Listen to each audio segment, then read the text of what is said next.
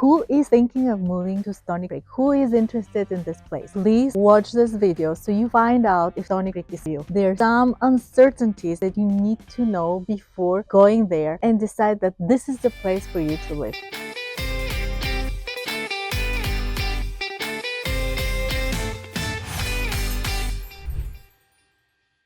I'm Milena, and I'm a local real estate agent in Burlington, Ontario. The good news is that our team drops content every week about how is it to live in our area. If this is your first time on our channel and you want to know everything about living in our area, subscribe below, tap the bell for notification, and you're going to be the first one to know about the current market. We help people just like you all the time, so it doesn't matter if you're moving in a week, a month, or a year. Feel free to reach out. Our information is in the description box below. You can reach us via email, phone call, Zoom, whatever works for you. We are there for you. First, let's start off with that. Getting around might be a little bit of a challenge. Even we have the Red Hill and Link, they're major links to the highway.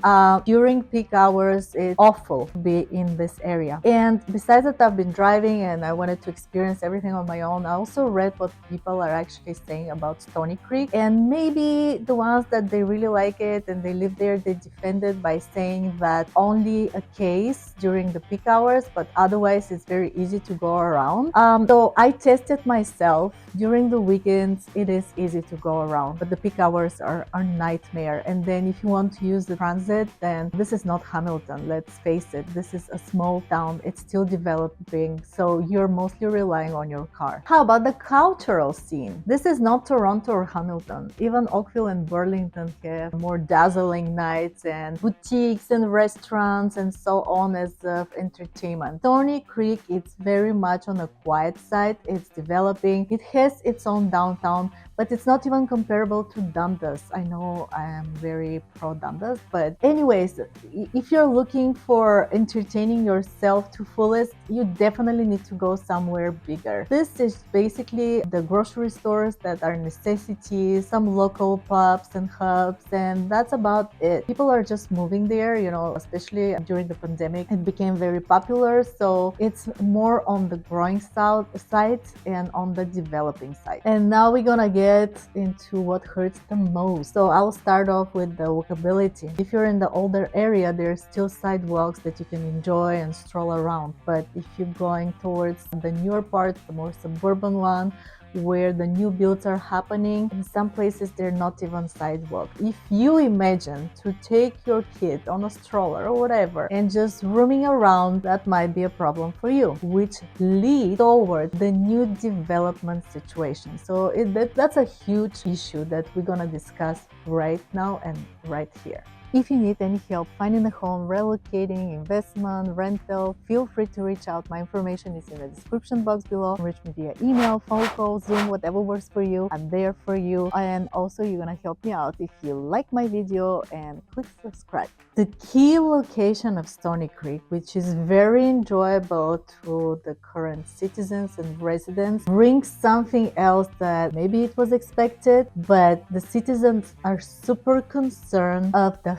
high intensification, which means, so it's government mandated, according to the citizens. That means that because the area is fairly flat and it's open space, there's so many new builds that were approved by the government to bring more housing to everybody who is moving to the GTA, that it's overwhelming at this point. People there are not happy. And think about infrastructure. All those new builds created bigger traffic. What about the hydro energy? Even things like that that involve the new buildings or involve any kind of housing. All this gets overwhelming. The parking. Then we have another issue on top of all that. Environmental one. All these new developments and the proposed high-rises are really big concern for the local residents. They're feeling betrayed by the government because the government is prioritizing the tax revenue, the developers, not the local residents and what they really want. So what happens with all those new builds? Their concern is that there is not just huge traffic congestion, there's also carbon emission, flooding, the crime is rising. Actually, Stoney Creek is a little bit more on a higher crime site than Dundas, Ancaster, and Waterdown, and that's the main